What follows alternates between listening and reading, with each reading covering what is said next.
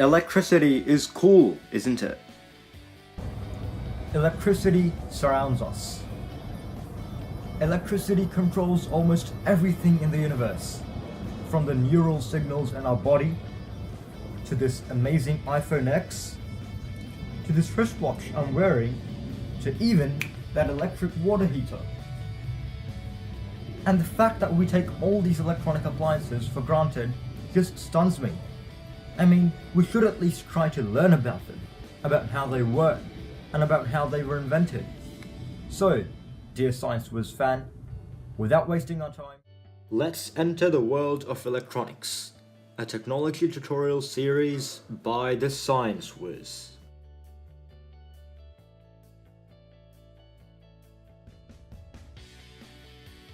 This is a beginner's tutorial series.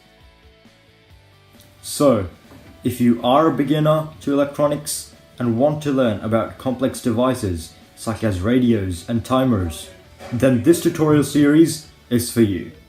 Now, I'll be releasing new videos in this tutorial series about every weekend, but sometimes I'm busy on weekends, so the releases might be delayed.